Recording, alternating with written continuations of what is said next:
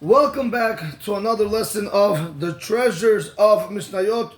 We are continuing in Masechet Berachot in Perek Aleph, Mishnah Aleph. This will be part 3 of the Shi'ur. We concluded yesterday with a three-way machloket with Rabbi Eliezer, the Chachamim, and Rabbi Gamliel. We'll see that a little bit later. But we want to today continue. We want to speak about what does Rabbi Gamliel mean when he says Ad She'aleh Amud HaShachar? Right? Rav Chaim said in the Mishnah that from when does one recite the Kriyat Shema in the evening? So we explained that Tanna Kama says from the time the Kohanim enter to eat the Truma, which is at Tzeta Kochavim, and up to when can they read the Shema? So Rav Chaim says up until Amud HaShachar. Today we want to learn what does it mean Amud HaShachar. So comes the Kahati and he explains Inyan Amud HaShachar. The concept of Amud HaShachar, you have to learn Amud HaShachar like this. Amud HaShachar does not mean when dawn comes up. Amud HaShachar literally means the pillar of dawn. And as you guys see over here, I have a blackboard. I will explain to you where we are heading with this. Alot HaShachar means the dawn rises. Amud HaShachar means the pillar of dawn. So keep that terminology, Amud HaShachar, the pillar of dawn. So whenever I say it in Hebrew, you guys know what it is. So he says, in Amud HaShachar, the concept of Amud HaShachar, Pirushim Shonim Lo. It has different interpretations. V'harei Pirusha Mulublan Shel Harav Avraham Eliyahu Kaplan Zatzal. And we have the Pirush, which is a clarified way to understand what does Amud HaShachar mean. We have it from Rabbi Avraham Eliyahu Kaplan, may his memory be blessed. So he explains what is considered to be Amud HaShachar. Kavui or Harishonim, the first rays of light, Sholim b'mizrach b'sov halayla, that they go up on the eastern horizon towards the end of the night. V'nikri'im Ayelet HaShachar, and they're called Ayelet HaShachar. Is the name that he gives these first rays of light. Holchim u'miterchavim la'achar sha'ah, they go and they expand and they widen after 1 hour. Ad shinri'im ka'amud or shukurim l'amud HaShachar, until they're seen like a pillar of light, which we're going to call it Amud HaShachar. Rabotai, I want to tell you this outside. Comes Rabbi Avraham Eliyahu Kaplan Zatzal and he explains to us what does Amud HaShachar mean. He says Amud HaShachar works like this. If you see the black mark over here, he wants to learn that towards the end of the night, there are the first rays of light that start coming out towards the end of the night. Now, he explains that these first rays of light towards the end of the night are basically this is ocean view. If you ever were in a hotel, kosher hotel, where there's no immodesty, where everything's modest, and if you ever saw on the beach when the sun rises, right, when you see the horizon with the water, or even when you drive sometimes on the highway, if it's in the middle, when it's very, very, very light, you are able to see how the sun rises.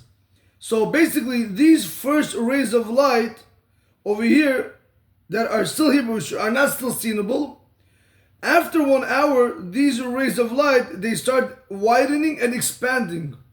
After 1 hour, they're already seenable on the horizon. That's why I made it an ocean view, because over there you actually literally see it. And it seems like this. When the sun starts coming out, this is the light, Rabotai. This is like the sun, the light. The light starts coming out, you actually start seeing it. This piece right over here. But how does this look like? It looks like an amud. It looks like a pillar. That's why he calls this Amud HaShachar, the pillar of light. When Rav Gamliel tells us over here, Rav Gamliel Omer Ad She'aleh Amud HaShachar, up to then you're allowed to recite Kriyat Shema, he means up until the pillar of light, which is really called Alot HaShachar, which is really called when the dawn has come up. Okay. Now, so let's see the Kahati one more time. Kavavui ha'or harishonim, the first rays of light, she'olim b'mizrach b'sov halayla, that they go up on the eastern horizon towards the end of the night. V'nikri'im ayelet HaShachar, those first rays of light are called ayelet HaShachar. Holchim u'mitrechavim la'achar sha'ah, They go and they expand and they widen after 1 hour. Ad shenirim ka'amud or, until you can see them like a pillar of light. Shekurin lo amud hashachar, that they call it amud hashachar, the pillar of dawn. And how long is this measurement? That's why I put over here the time. How long is this measurement of amud hashachar? When would you know when the pillar of dawn has come above the horizon? Meaning when you see it like this as a pillar, when would you know it? So he says, it's about 1 hour before sunrise. So today is November 2024, the 19th of Cheshvan. Dawn is at 5:48. The Amud HaShachar right over here is 5:48. Sunrise is really 6:48. So it's really, dawn is 1 hour, it's about an hour before sunrise. That's what he's telling us to read the Kahati.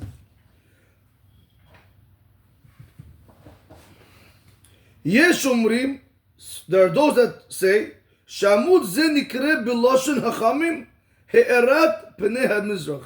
Someone will learn that this Amud HaShachar that we just showed you over here on the blackboard, the Amud HaShachar, the pillar of dawn, some rabbis want to learn it. They want to learn it that this is called he'erat pnei ha-mizrach. It's called the illumination of the eastern sky.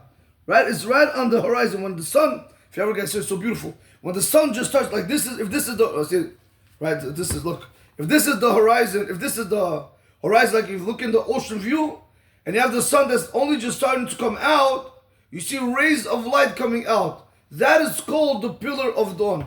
And they want to learn it, that's called the He'erat, in Hebrew it's called the He'erat Pnei HaMizrach.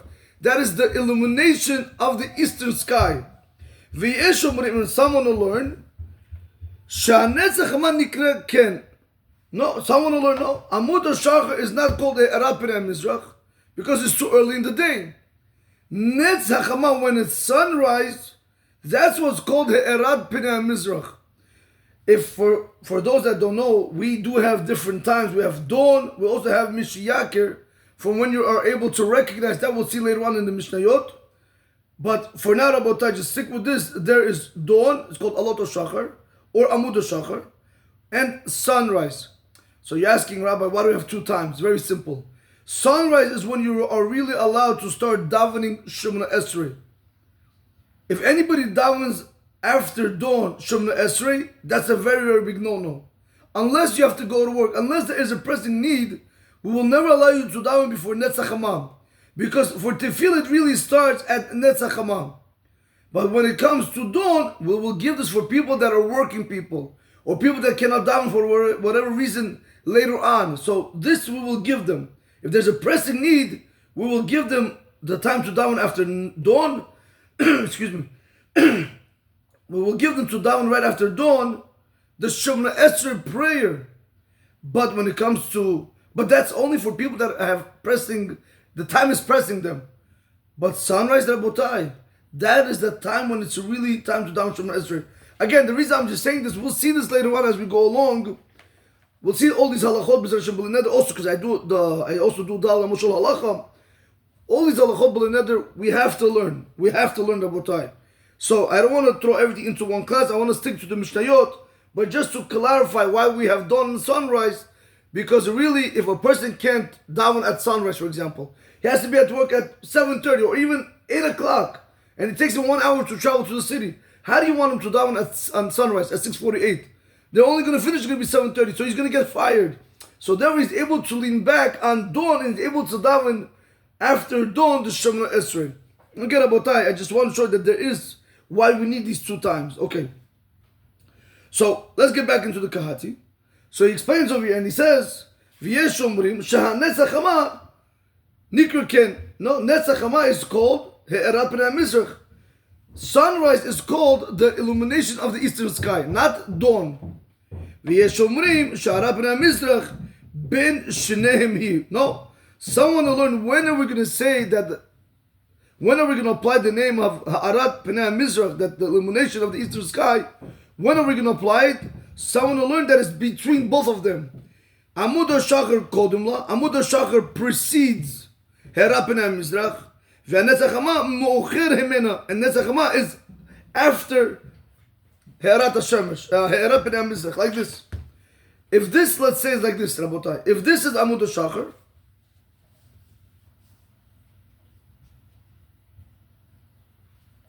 if this is Amud HaShachar, let's say Netz is where the sun already starts coming out, you already could see it. Let's say Netz is over there. So one opinion holds that He'erat Pnei HaMizrach, which means illuminating the eastern sky. Someone will hold it's Amud HaShachar. Someone will hold it's Netz. Someone will learn no. He'erat Pnei HaMizrach is really in between both of them. Dawn precedes He'erat Pnei HaMizrach, and Netz goes after He'erat Pnei HaMizrach. So that's what Rabotai. When do you call that on the eastern horizon that the sky is being illuminated by the sun? When can I call it? Do I say it's at the beginning of the day, meaning when it's dawn? Do I say it's later, an hour later, when it's sunrise? Or do I say it's between both of them? So it's a three-way machloket. Machloket means argument. Okay. So that's what he says over here. ויש אומרים שהרב פני המזרח בין שניהם היא עמוד השחר קודם לה והנצח מאוחר ממנה. Diri Talmud, these are the words of the Talmud. So we see over here how important it was to see this kahatim, because now we can understand when Rabban Gamliel says Ad Shia Aleh Amud HaShachar, up until the pillars of dawn have come up. Now we can understand what does it mean, the pillars of dawn. Why is it called pillars?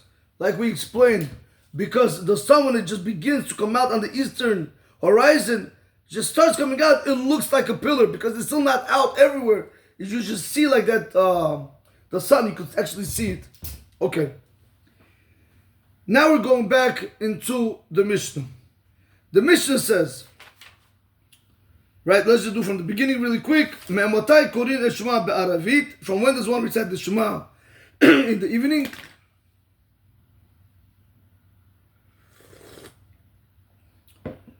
Me'amotai korin eshma be'aravit. From when does one recite the Shema in the evening?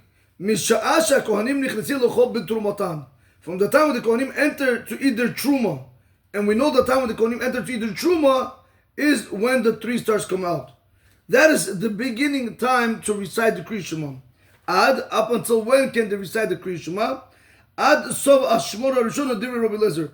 Up until the end of the first watch, those are the words of Rabbi Eliezer. And like we saw, Rabotai, that's up until 1/3 of the night. The Chachamim say ad chatzot, up until midnight. Rabban Gamliel says ad she'aleh amud hashachar.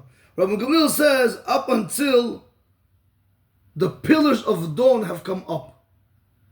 Up until then, Rabotai. That means, according to Rabban Gamliel, you have the whole night, like we explained in the previous class. But Rabotai, with this is something very important. Amud hashachar, what Amud hashachar means is until the pillar of dawn comes up. As long as the pillar of dawn did not come up yet, you're still allowed to go ahead and recite the Kriya Shema, basically telling you have the whole night. We're starting the new piece today. Maaseh shebau banav mebeit Mishna. There was a story that Rabban Gamliel's children came from a wedding feast. Amru lo, they said to him, meaning their father, Lo karinu et Shema. We did not recite the Shema. The reason why they didn't recite the Shema is because they were busy with Sameh Chatan v'Kala. They were busy with making the bride and groom happy. Not the bride and groom happy. Maybe that's why she's called bride, because it's like a bribe, because, oh, that's a nice chiddush. The reason why she's called bride, because she's like a bribe to the husband. Okay, maybe her beauty bribes her. Okay, oh, Rabotai, beautiful chiddush. Okay. Amru lo lo karina Shema. They said to him, to their father, we did not recite the Shema. Amar lahem. So Rabban Gamliel said to them, to his children, Im lo ala amud hashachar. If the pillar of dawn has not come up yet, chayavim atem likrot. You are obligated to recite Kriya Shema. Now, Rabotai, there's one question that's supposed to be bothering you off the back. What's that one question? Who are we dealing over here with? Rabotai, whenever we're dealing in the Mishnah, we're speaking about Tanaim. Whenever you hear the names in the Gemara, we're speaking about Amoraim. Tanaim came before Amoraim. Let me ask you a question. Do you think the children of Ram Gamliel who were Tanaim, do you think they didn't know that they are able to recite up until dawn, like the opinion of their father? How could it be that the father was teaching the halachot? It says everybody knew, the children couldn't have known it. So what were the children asking him? You hear the question, Rabotai. What were the children asking Ram Gamliel? Don't you, the children, know? Of course, you know that's your father. If you're home, if you're doing something, your children pick up on it. They see what the father does, so that's what they're going to do. So they're there. They see what the father teaches. They see what the father holds. The father says, Adam, Ad Shalom Shachar, up until the pillar of dawn comes up. If it didn't come up, you're allowed to recite it. So why were the children asking him, up to when are we allowed to recite Shema? Don't you know you are allowed to recite Shema up until dawn hasn't come up yet?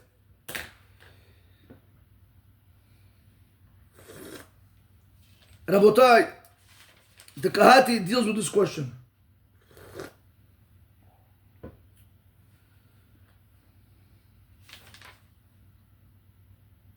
Okay. So he says over here, Gemara Mavur, and the Gemara it explains, Shebanav Sha'aluhu, the kids were asking him a question, a different type of question. They were not asking him if we're allowed to recite dawn like you, Abba, not dawn. They were not asking him, can we recite Shema like you, Abba, up until dawn? We know that you hold up until dawn. We know that you could do it till dawn. But that's not what their question was. I'll tell you outside. Their question was, they had a problem.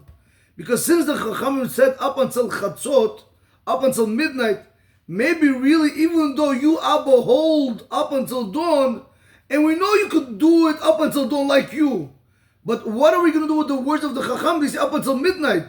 And we know the halacha is, whenever you have a yachid, whenever you have an individual, in the Rabbim, and then whenever you have many people, halacha is always like the Rabbim, the halacha is always like the many people. So maybe even though Abba, you hold up until dawn, but maybe we cannot follow your Pesach halacha. Why?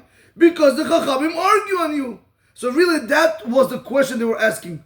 Rabbi Gamliel's children were not asking if they could say Shema or not. That's a given. That's not even a question. Meaning, can they say Shema up until dawn? Yes, they could say Shema up until dawn. But that was not their question. Their question was, do we go like you in halachot of Kriya Shema, or do we go like the Chachamim? Let's try to see that inside. Okay. The Gemara Mavur is explained in the Gemara. Shebanav Sha'aluhu, his children asked him, Ha'im Hachamim Cholkim Alecha, do the Chachamim argue on you? Vesovrim ad chatzot dafka, and they hold up until midnight specifically. Shemifashim hem ubeshabacha ki Rabbi Eliezer, that they explain the word ubeshabacha when you lie down, like the opinion of Rabbi Eliezer. Ela, but rather what? Ho'il veharbe anashim me'acharim l'shachev lishon ad chatzot. Since a lot of people they postpone going to sleep up until midnight, lachen holkin hem alav. That's why they argue on him in the understanding of Ubeshalbacha, ve'omrim, and they say Shizman Kriya Shema be'erev ad chatzot, that the time of reciting the Shema in the evening is up until midnight. Aval, however, acharei chatzot, but after midnight, ein ze nikre od Ubeshalbacha. But after midnight, it's no longer called when people lie down. Umi shelo kara ad chatzot, and someone who did not recite the Shema up until midnight, he's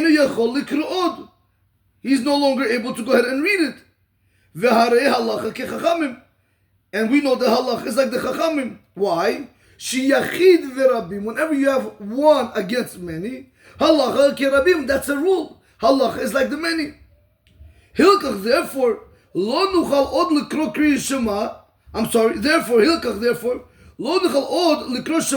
Shema Halayla. So then we're no longer are able to go ahead and recite the Shema in the evening. That means that's it, we're finished, even though you Abba hold up until dawn, but maybe Chacham hold like Rabbi Eliezer, even though they argue on him on the Ubeshabacha, but they learn Ubeshabacha is up until midnight, but from midnight and on, maybe you can't recite it no more. So even though you Abba hold like that, but halach is like the Chachamim, so that's what he was asking them. Are you going Are we going in the halacha like you? Meaning to say like this. Better yet, are the Chachamim going like you, or are the Chachamim going like Rabbi Elazar's? And that's the next piece. Or Shema, or maybe Sovrim Chachamim Kemocha, or maybe the Chachamim hold like you. Shizman Kri Shema Hu Amnan Kol Alayla, that the time of reciting the Shema is really the whole night. Shigam Hem Mifashim Ubishav B'cha, because they also explain, they also learn the word Ubishav B'cha when it says in the Torah when you lie down. Kol Zman Shchiv, that as long as people lie down, and people lie down the whole night. V'lo Amru Ad Chatzot. And the whole reason why the Chacham had to tell you up until midnight, that's only to hasten the people that they should be able to go ahead and say the Kriya Shema in this time. So that's what the children were really asking Rabban Gamliel, their father. Outside Rabotai, one more time. The children didn't ask him if we can recite up until dawn like you, because that's a given. That's not a question. Of course you're allowed to do like their father. But that was not what was bothering them. What was bothering them is that since you have the Chachamim that argue on you, maybe the halakha is really like the Chachamim that hold like Rabbi Eliezer, and since it's Yachid v'Rabim halakhi Rabim, maybe we have to follow the Chachamim, even though you Abba say up until dawn, but the problem is the Chachamim say up until midnight. So if it's up until midnight, after then we can no longer recite. Or are we going to look on the other side? Or maybe they were telling Ram Gamil, or maybe the Chachamim hold in the Pshat of Ubishavbacha when you lie down, maybe they hold like you, Abba. Ubishavbacha means when the people go to sleep the whole night. And really they'll tell you allowed to go ahead and say Kriya Shema up until dawn. And the only reason why they said up until midnight, it's only to basically make the people be diligent in saying Kriya Shema and not forgetting it. But really the Chacham will also tell me up until dawn. So that was the real question that the children of Ram Gamliel were asking Ram Gamliel. Amar lahem Ram Gamliel said to them, Hachamim sovrim komoni, v'lachen im lo ala amud hashachar, chayevim atem lekrot. Ram Gamliel told them that the Chachamim they hold like me, so therefore, if the pillars of the dawn have not yet come up, you are obligated to go ahead and recite the Shema. So we see over here, Rabotai, we see from this Mishnah, what the way the Kahati wants to explain it now, and this is exactly in the Gemara, Rabotai, this whole machloket is in the Gemara Masechet Berachot. When the children of Gamliel asked the father the question, it was not going if they can rely on their father. It was not going, can they really do it up until Amud Shachar? Yes, if your father says, of course you could do it. There's no question about it. Their problem was since the Chachamim said Ad Chatzot, they didn't know that the Chachamim go with Rabbi Eliezer in understanding Ubishavbacha to mean when people lie down, even though he says up until the end of the first of the third watch, up until the end of the first of the third of the night, nevertheless, on that they argue and they say up until midnight. But really Ubishavbacha is in his part of the, basically in his part of the half. So therefore up until midnight you're allowed to say Shema. But after midnight, maybe the Chachamim will argue on you, Abba. And maybe they're going to say, you can't apply Ubishavbacha after midnight, so therefore we cannot say it. Or maybe the other way around. Maybe the Chachamim, they don't hold like Rabbi Eliezer in the verse of Ubishavbacha. And they actually hold like you, Ubishavbacha. That means to say that the whole time of lying down at night is the time for lying down. So therefore you could say it all the way up till dawn. And the whole reason why they said up until midnight, that's only to make sure that people, that just to hasten the people to be able to say Shema and not forget about it. So that's what was the question that he asked his father. And what did he answer him? The father said, the Chachamim hold, and now we know, in the previous class we didn't know this, but now we know what the Chachamim hold. Rabbi Eliezer learned, Ubishavbacha means when people are going to sleep, and that's specifically on the first third of the night. Chachamim, now we see hold like Rabban Gamliel, that Ubishavbacha literally means the whole night when people are going to sleep. So if the whole night when people are going to sleep, we're going to give you that whole night to be able to say Shema. You might ask me a question, so why did the Chachamim say up until midnight?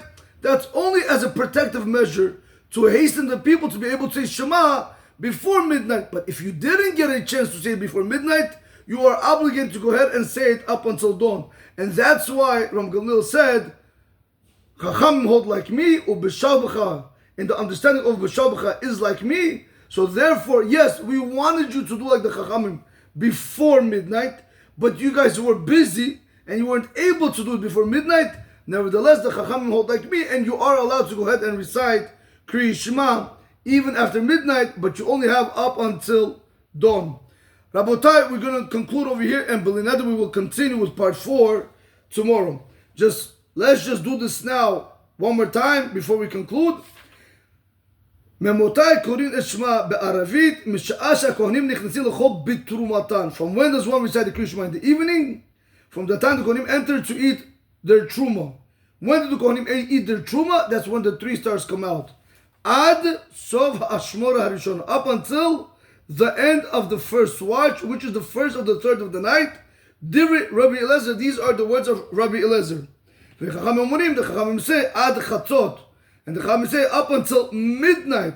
Ram Gamliel Omer ad she'aleh amud hashachar. Ram Gamliel says up until amud hashachar, and we saw today that the Chachamim, when they say up until chatzot, it's only as a protective measure, but really they're not arguing on Rabbi Gamliel. They are arguing on Rabbi Eliezer, and they're agreeing with Rabbi Gamliel. There was a story that his children came from a wedding feast. Amrulo, they said to him, Lo karinu et Shema. We did not recite the Shema. Amrulahem, so he said back to them, Im lo alam shachar. If the pillar of dawn has not yet come up, chayavim atem likrot. You are obligated to go ahead and recite the Kriya Shema. And we saw the question was not if they are able to rely on their father. The question was if the Chachamim are arguing with you and going with Rabbi Eliezer, or are they arguing on Rabbi Eliezer and they're going like you, like we explained. And he answered him, the Chachamim go like me, and that's why you are obligated to go ahead and recite the Shema before dawn. Rabotai, before we do conclude, I just want to say, it might sound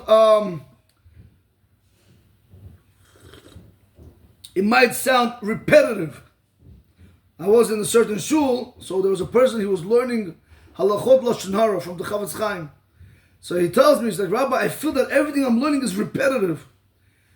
Rabotai, don't make that mistake. Yes, I go back and forth. That's the only way. This is the way Rabbi Wolkin taught me, meaning the father of Moshe Wolkin Shlita. That's the way he taught me. After you get something figured out, you go back. The more you go back, the more chazarot you do, the better the material will stay by you. Now you have to remember one thing. Chazal tell us, I believe it's in Perek Avot, that when a person dies, he has to come talmudu biyado. The learning has to be in his hand, meaning you have to know your stuff cold. So that's why, Rabotai, maybe one day I'll do a shiur on this, that people that go ahead and they learn, but they don't do chazara, it's a very, very bad thing. They will be responsible for forgetting the learning Torah. So you can say, so why am I learning Torah? It's not a question why you're learning Torah. The answer is, you need to make time for chazarot. It is very important. The Yetzer Hara is very smart. He says, learn more. But when you're learning, you're forgetting everything that you learned before. That's why he says, go. Quantity, run, fast. Cover this, cover that. Rabotai, B'ezrat Hashem should give each and every one of us arichet yamim, arichet shanim, so we should be able to finish Shas, Poskim, Shulchan Aruch. Look at all these books, Rabotai, whole Torah, Kula B'ezrat Hashem. Everyone should live healthy and strong. Ad meya ve'esrim, Rabotai. When you do for Hashem, Hashem does back for you. Don't ever think, I'm saying this only because I know I go back, and I know it might sound repetitive. It's not repetitive, Rabotai. Every single word that we're learning is 630 mitzvot. You know they say in Chacham Ovadia that when they used to bring him to big gatherings, he used to whisper Mishnayot. Right now, you like we're doing right now.